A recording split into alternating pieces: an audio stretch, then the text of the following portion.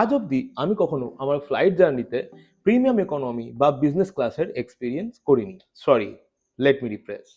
আজকের আগে অবধি আমি কখনো আমার ফ্লাইট জার্নিতে প্রিমিয়াম ইকোনমি বা বিজনেস ক্লাসের এক্সপিরিয়েন্স করিনি, তাও আবার ইকোনমি ক্লাসের প্রাইসে। জানি শুনতে একটু অবাক লাগছে, রাইট? ওকে, দেন লেট মি স্টার্ট।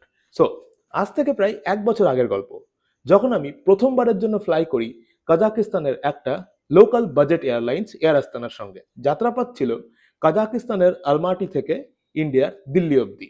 প্রথমে বলে রাখি, এটা কিন্তু কোনো রকমের স্পন্সার্ড ভিডিও না বা কোনো প্রমোশনাল ভিডিও না, অ্যান্ড এর আগে আমি কখনো কোনো ডেডিকেটেডলি এয়ারলাইন্সের ব্যাপারে ভিডিও বানাইনি। বাট আজকের ভিডিওটা ইজ সামথিং ডিফারেন্ট, কারণ আজকের এই ভিডিওতে আমি আপনাদের সঙ্গে শেয়ার করব এয়ার আস্তানায় চড়ে কাজাকিস্তানের আলমাটি থেকে দিল্লি অবধি পৌঁছানোর আমার এন্টায়ার জার্নির গল্প। সো লেট মি স্টার্ট, শুরু থেকে শুরু করা যাক। তো রাইট নাও আমি এখন আলমাটি ইন্টারন্যাশনাল এয়ারপোর্টে পৌঁছে গেছি, অ্যান্ড সকাল 6:30টায় আমার ফ্লাইট আছে দিল্লির উদ্দেশ্যে। সিকিউরিটি চেক ইন, ইমিগ্রেশন সব কমপ্লিট হয়ে গেছে, অ্যান্ড এখানকার মতো স্মুথ ইমিগ্রেশন কোথাও হয় না যতদূর যা মনে হয় আমার। এনিওয়ে, জীবনে প্রথমবার আমি এয়ার আস্তানার সঙ্গে ট্রাভেল করছি, তো কেমন ফ্লাইট কি সবই এক্সপিরিয়েন্স আপনাদের সঙ্গে শেয়ার করব। বাট এটা আমার জন্য একটা নতুন রকমের এক্সপিরিয়েন্স হতে চলছে, কারণ কাজাকিস্তানের লোকাল এয়ারলাইন্স, আর এই এয়ারলাইন্সের সঙ্গে জার্নি করার জন্য মানে আলমাটি থেকে দিল্লি অবধি ফ্লাইটের আমার খরচা পড়েছে 11,805 টাকা। বেশ চিপ ফ্লাইট ছিল, আর আমাদের ফ্লাইট টাইম হবে প্রায় 3 ঘন্টা 25 মিনিটের মতো। যদিও ইন্ডিয়া যেহেতু আলমাটি মানে কাজাকিস্তানের থেকে 30 মিনিট এগিয়ে আছে, তো 6:40-এ এখান থেকে ফ্লাইট ছাড়বে, অ্যান্ড 3 ঘন্টা 25 মিনিট মানে 10:05 এখানকার টাইমে আমরা ইন্ডিয়ায় গিয়ে পৌঁছাবো। বাট তখন কিন্তু ইন্ডিয়ায় সময় হবে প্রায় 10:35 সকাল। তো এই মোটামুটি এখনকার আপডেট, অ্যান্ড বলতে বলতেই আমাদের ফ্লাইটের বোর্ডিং প্রসেসও চালু হয়ে গেল।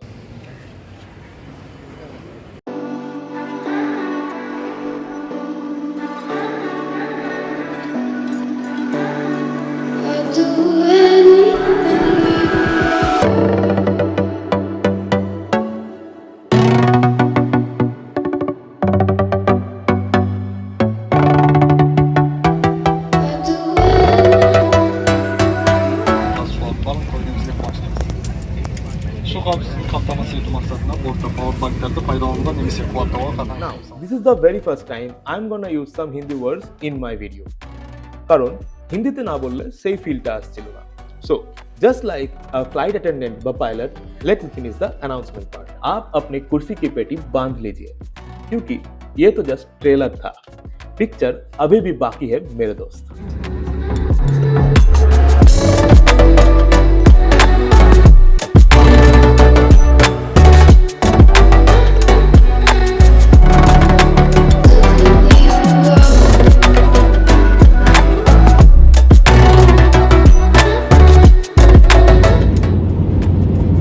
আচ্ছা, ওয়ান মোর থিং, আমাদের এই টিকিটের সাথেই কিন্তু কমপ্লিমেন্টারি ব্রেকফাস্ট বা ভেজ মিলও ইনক্লুডেড ছিল।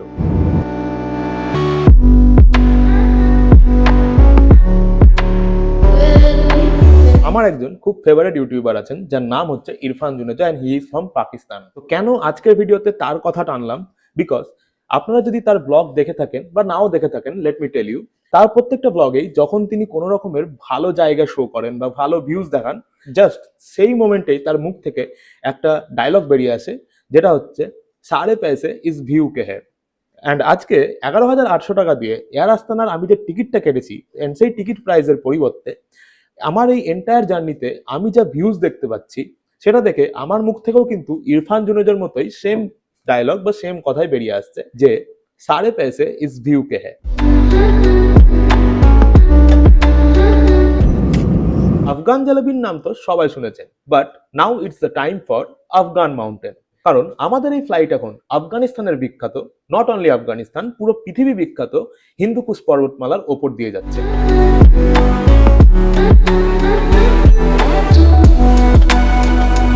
তবে আরো একটা কথা, আজকের এই যাত্রাপথে কিন্তু রয়েছে প্রতিবেশী দেশ পাকিস্তান, অ্যান্ড ট্রাস্ট মি, ফ্লাইটের জানালা থেকে পাকিস্তানের পাহাড়গুলোকে জাস্ট অসাধারণ লাগছিল। It was mind blowing.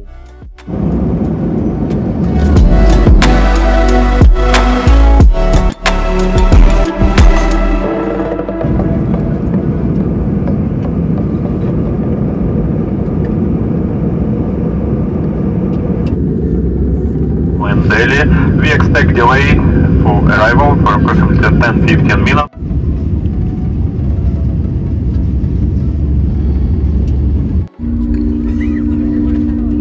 এই জার্নির সাথেই শেষ হচ্ছে যে আমার এই কাজাকিস্তান আর উজবেকিস্তানের ট্রিপ। দেখা হবে আপনাদের সঙ্গে নতুন কোনো জায়গায়, নতুন কোনো দেশে, সেখানকার গল্প নিয়ে। ততদিনের জন্য ভালো থাকবেন সবাই। Thanks for watching and good bye.